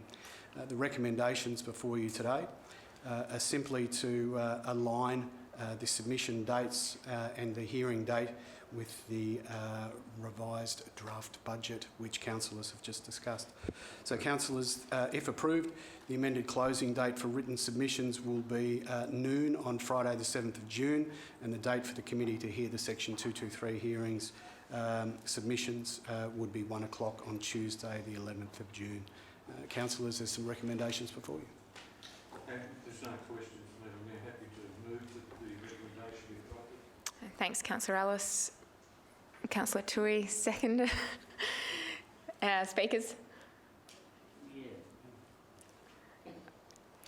We've already moved it, so this, are you speaking for the motion, Councillor Buckley? Well, you never gave me a chance to do anything, to say anything against the motion. You just went whack, whack. Are you going to speak against it? Are you speaking against the motion? Well, can I speak now? Well, I've got a question, really. If say, there's two of us here have opposed the budget, the revised budget, and that goes hand in hand with the council plan, how can I then clearly vote for the council plan when I'm opposed to part of it? Councillor, to answer that question, the documents that have been provided to you today haven't been altered since they were formally endorsed by council at the April meeting. The recommendations before council here to decide are purely around the dates for the submission period and the Section 223 hearing submissions. Thank you. Well, then it's not to do with the content of the budget then. The council plan is the overarching guiding document that the council is legislated to form as when council is elected. Council is also required to go back and review the council plan for currency on an annual basis. That process was discussed at the April council meeting, And the council plan drives the budget, and the strategic resource plan is a document in the middle that describes how we're going to achieve the objectives out of those documents. Respectfully, I don't think you've answered my question. If I vote for the plan, that means that I've supported the revision of the budget. That's what I'm trying to get at. Does that make any sense to you, or does It certainly or anybody else here for that matter that could explain it? I suppose we go back to the original council plan document, which hasn't been altered since it was adopted by council at the April meeting. The recommendations are purely around the submission period and the Section 223 hearings. Yeah, just let me try and get this straight in my mind. Mr Radford, can you tell us, is the council budget a creature of the plan and therefore reliant on the plan being adopted? I think that's where Councillor Buckley's going. Or are they two standalone items, documents? There are definitely some synergies, but for the point of the exercise, the documents do stand apart.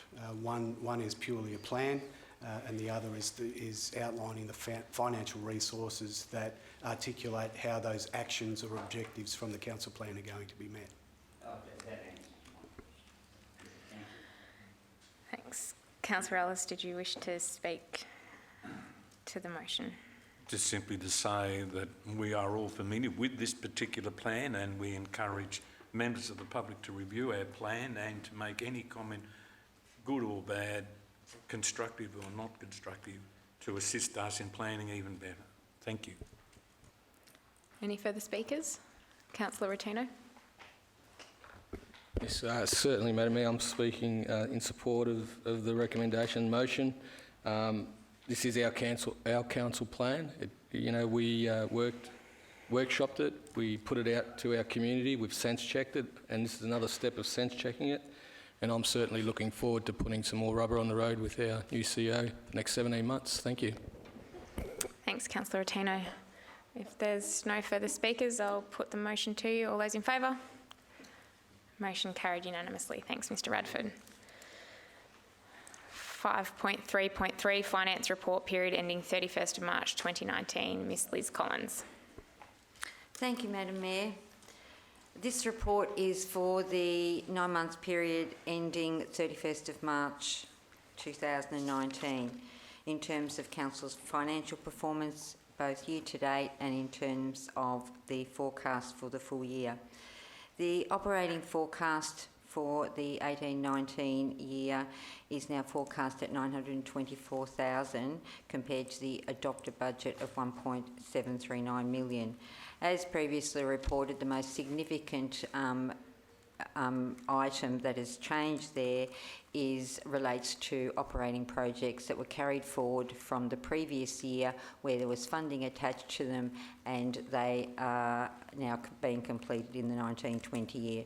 So their income was included the year before and their expenditure in the current year this year. Apart from that, you'll see there's a variance in the expected end-of-year cash position of Council, and as Ms Weigel has previously reported, there are a number of capital projects that for various reasons will carry over for completion in 19-20. In terms of council cash, that's just over $11 million of that $14 million variance. The other component of that variance in the forecast cash relates to the final end-of-year cash position last year compared to what was forecast at the time of adopting the budget. So, as Ms Weigel has already reported on the capital program, so I don't propose to go through that. But in terms of at the 9-month period, there is nothing there that needs to be flagged further from anything that's previously been reported.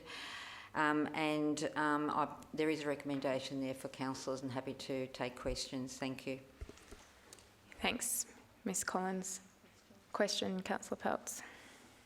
Yes, I think Ms Weigel, this is probably towards you. I know Liz is directing this, but curiously I see that there's carryovers from 17-18 financial year to 18-19 financial year. Are there many projects that are still being carried over from like 2, 3, 4 years out? I think from memory, sorry, there's 2 or 3.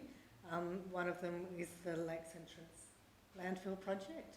Yeah. Another one is the Harry Clunes pavilion upgrade, but there's very few that are in that multiple year carryover process, and certainly they're ones that we're focusing on very strongly for next year to make sure that they're not carrying it forward. And if I may have a follow-up question, the reason being with the Lakes Entrance landfill, is that because EPA is changing their regulations and we still need to keep complying because it will be a legacy for council on all our landfills because of these stringent guidelines that they keep changing?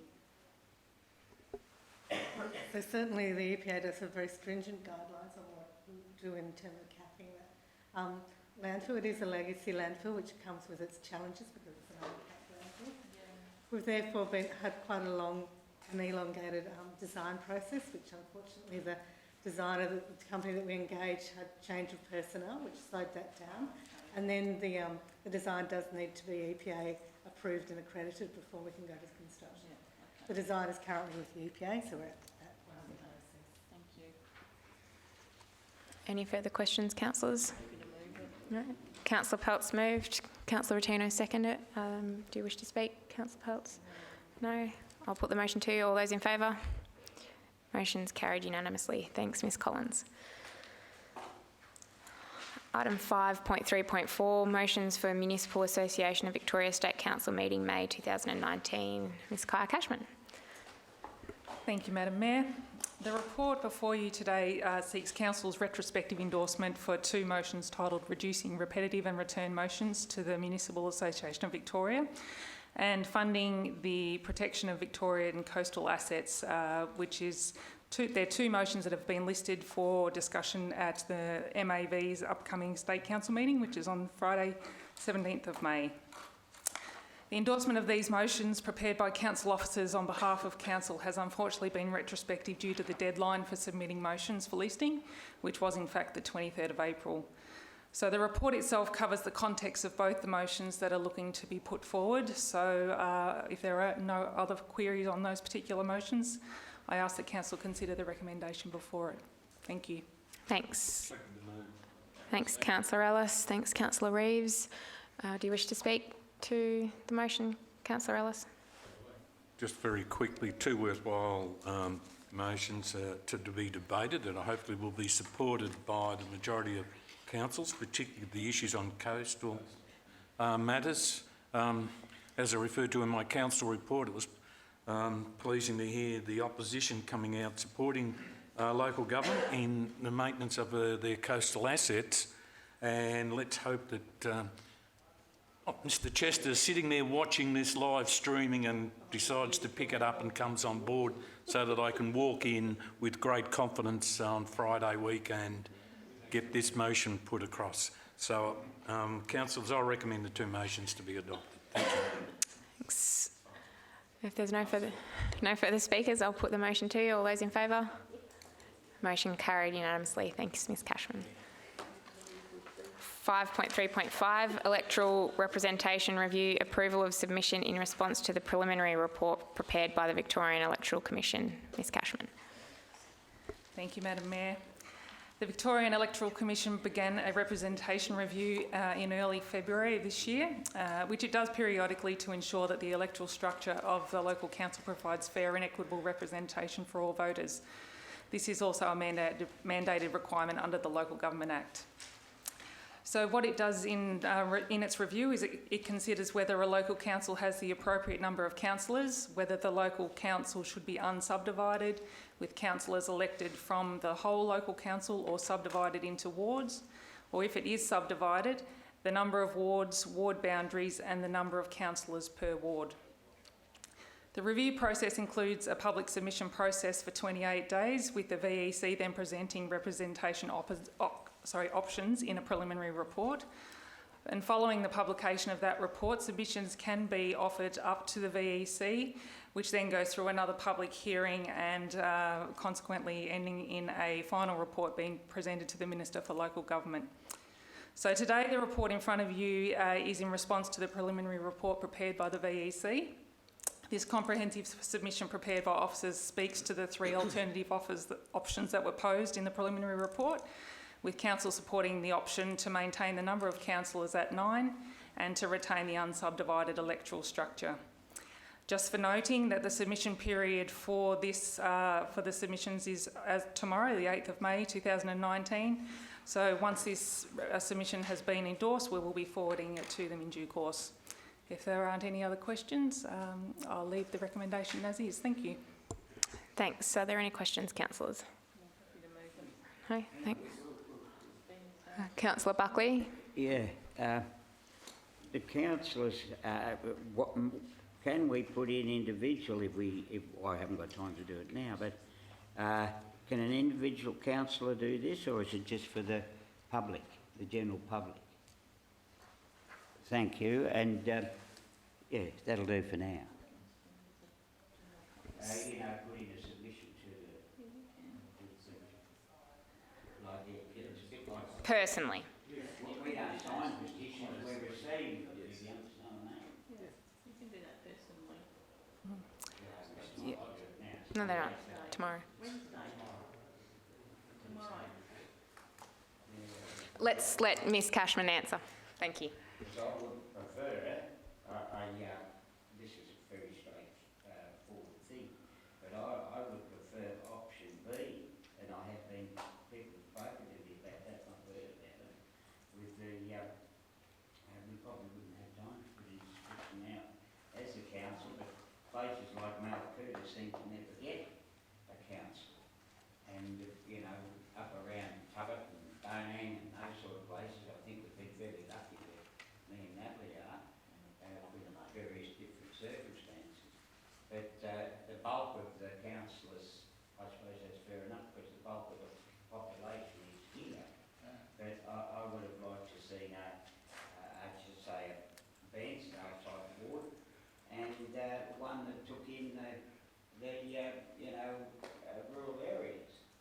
And then with your, what was that, there was 9 councillors, there's 4 in the one ward that have been Bairnsdale and so forth, and 3 from the region, you might call it the province. Thank you. That's my say on it, but voting against this wouldn't mean anything anyway, would it?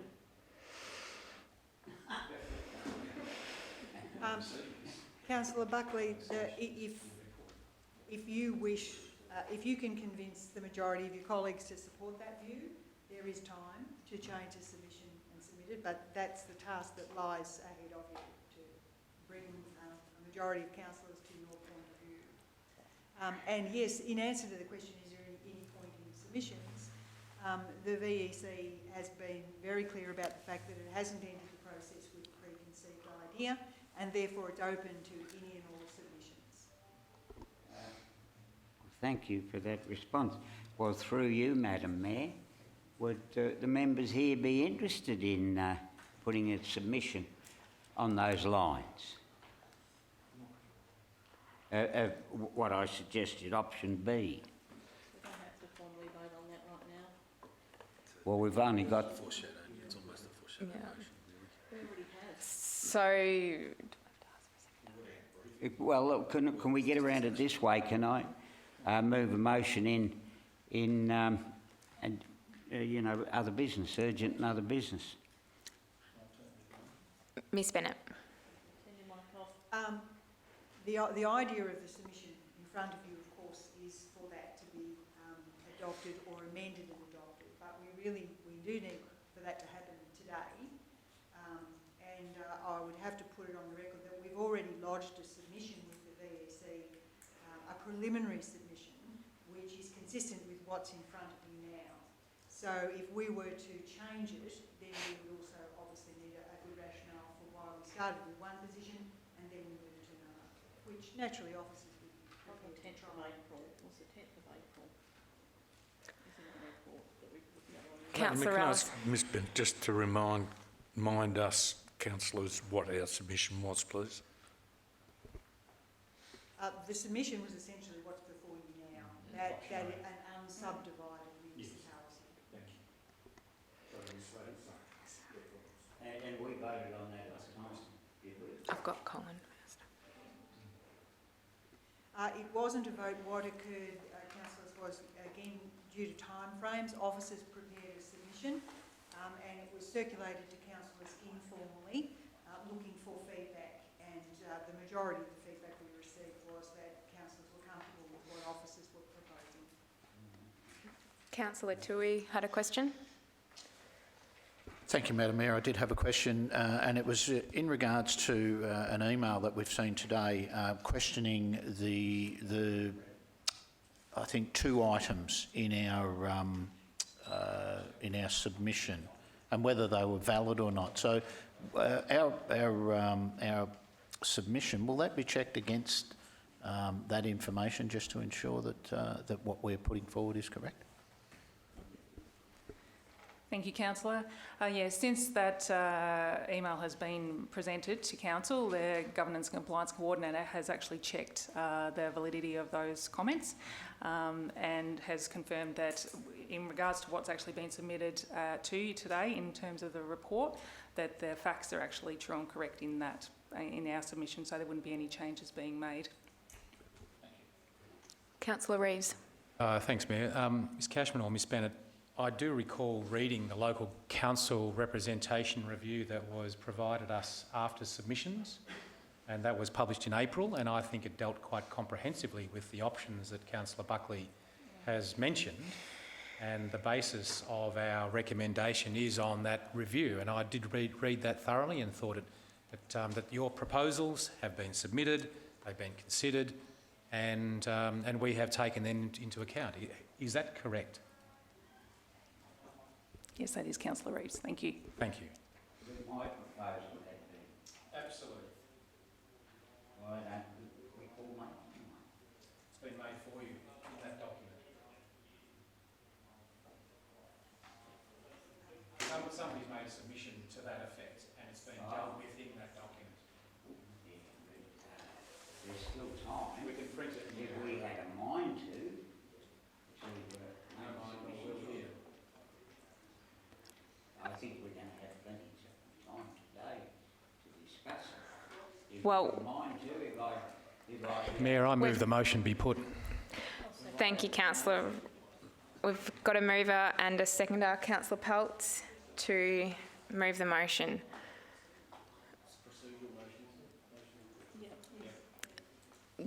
Do you wish to speak to it, Councillor Reeves?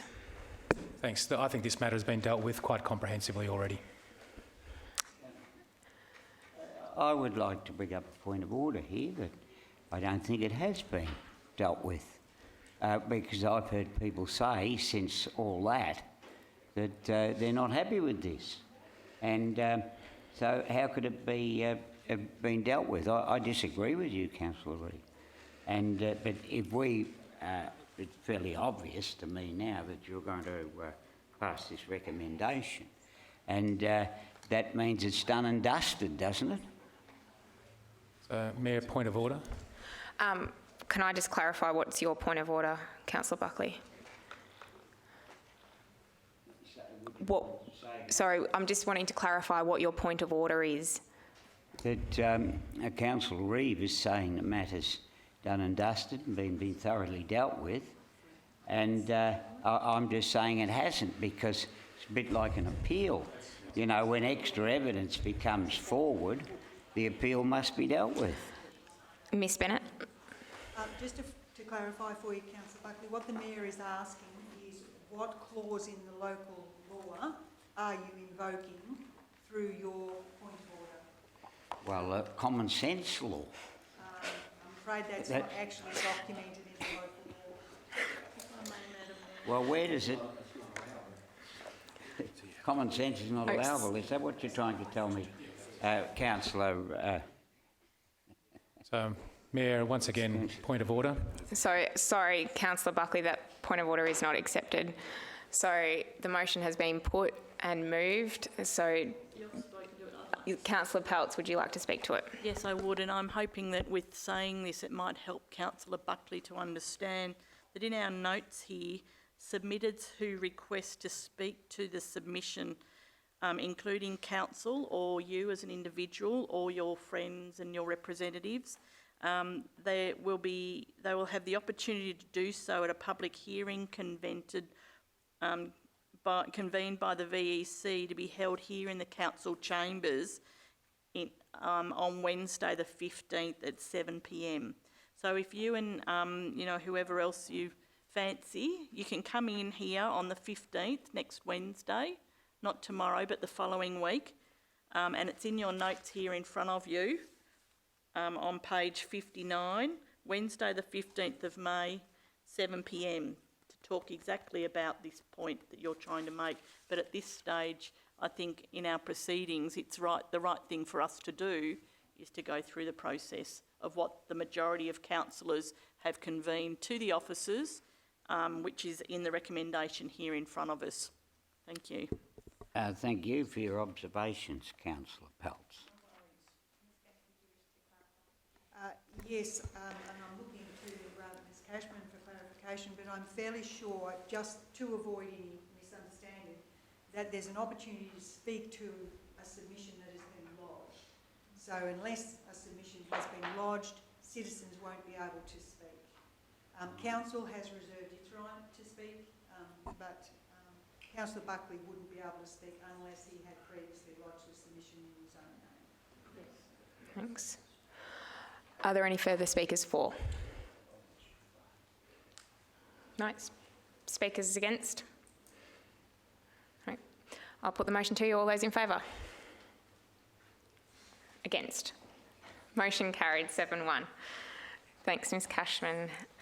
5.3.6, report on Audit and Risk Committee meeting held on 30th of April 2019. Ms Cashman. Thank you, Madam Mayor.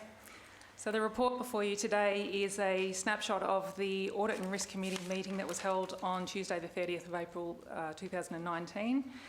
The full complement of the committee was there, save for one.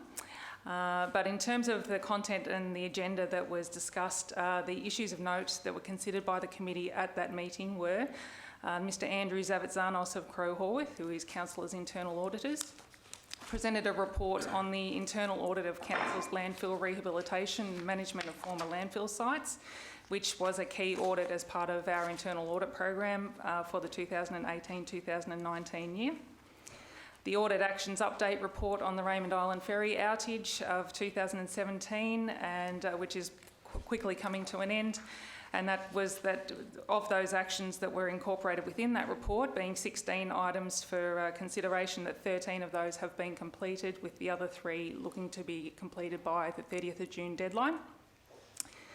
There was the notification provided to the committee on regarding the timeline for its annual performance evaluation, which is a standard process that the committee undertakes each and every year, and that is set to begin in July. And further, that after consideration of the draft work program that was presented to the committee, and recognising that much of that annual work is mandated by the Audit and Risk Committee's charter, that the committee has asked that the issues with the work program, the charter, the timing of the meetings and agenda distribution require a comprehensive analysis to ensure that we can streamline a lot of the timing of reports, making sure that the reports that are presented are those of importance, and so that we can make that a really comprehensive and robust forum for the governance oversight for Council. So those were the 4 main items listed as keynotes for discussion. If there are any queries on the report or the committee meeting itself, I'm happy to field those. Thank you. Thanks, Councillor Ellis. I still carry a fair bit of concern about the Raymond Island Ferry and the issue associated with that. Appreciating the nature of the report you've just tabled with Council, can you tell me whether or not we will be receiving a more in-depth report to Council in regard to the auditor's inquiry and the responses in regard to his inquiry at Council level? I appreciate it could be in camera, but is that coming to Council? Thank you, Councillor Ellis. Yes, as part of the process, when the initial request was made for an audit report to be generated and for council officers to report against that, there was a closeout report that was to be brought to council. Certainly that, depending on whether that will be in camera or not, that will be remained, and I will talk to Ms Bennett on that. But yes, there will be a closeout of that so that all the recommendations made within that report are truly identified and noted by council that they've been completed. Thank you, Ms Cashman. It's important that the Audit Committee reports to council on all these sorts of matters of concern. Thank you. Councillor Peltz. Yes, I have two questions, if possible, please. The first one, on page 65 of our notes, there's a thing here saying council officers propose changing the policy review period from 1 year to 3 years for the following reasons. And this is on the risk management reports policies. And they're saying it's inconsistent, the consistency of the council's position on risk management and legislation means that the content of the policy rarely requires change, administrative efficiencies and no anticipated loss of efficiency. So is there room in there to have, whilst you're saying 3 years, if there was change in any of those risk management policies that they needed to be updated or renewed within the 3 year period, would it be reasonable to think that they would come to the table and be addressed anyway? That's my number one, and then number two, the follow-up from Diggs. Thank you, Councillor Peltz. Absolutely. Look, council officers believe that policies are living documents, so that if there is any major impact on the content of those particular policies, that we will certainly be bringing that back as a fresh revision. But given that the work that's been happening in the risk management space with our risk management team, and also in the OH&S space, that we were trying to align the periodic review of those policies back to 3 years because of the strength and the robust framework that they're currently working with. But absolutely, if there is some significant change that needs to be brought forward into a policy, then officers will attend to those. If I may, Madam Mayor, my second question was with regards to the three Raymond Island ferry issues that haven't been fully recognised at this stage. I'm just wondering if you could highlight what they were to councillor group.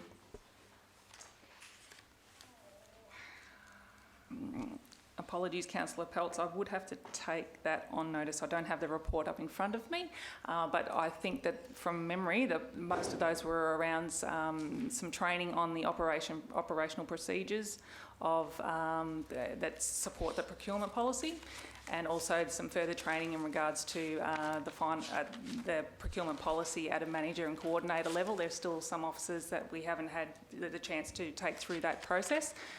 So of those, they are the two of the three that I can recall. Thanks, Councillor Peltz. Any other questions? No? There's a recommendation before us. Thanks, Councillor Rotino. Thanks, Councillor Tui. Speakers? No. Put the motion to you. All those in favour? Motion carried 7-0. 5.3.7, Instrument of Delegation, Council to Members of Staff. Ms Cashman. Thank you, Madam Mayor. So the report before you in relation to the Instrument of Delegation, Council Members to Staff, is just a standard document that we provide to you once we've been informed that updates have to be made to the powers or functions authorised to council staff. This version in particular takes into account the amendments made in June 2018 and December 2018. And primarily they revolve around the Heritage Act, which has been replaced, the Heritage Act of 1995, which has been replaced by the Heritage Act 2017. There have been some extensive changes to the Planning and Environment Act and the powers and functions available under the Act to council officers. And further, if there have been any changes to officer titles reflecting position or function changes, then those have been tended to as well. So the delegation has been reviewed at officer level and is considered appropriate for the ongoing administrative efficiency of council. So without any further questions, I ask that the recommendation be considered. Thank you. Thanks, Ms Cashman. Are there any questions? No. Thanks, Councillor Rotino. Thanks, Councillor Reeves. Any speakers?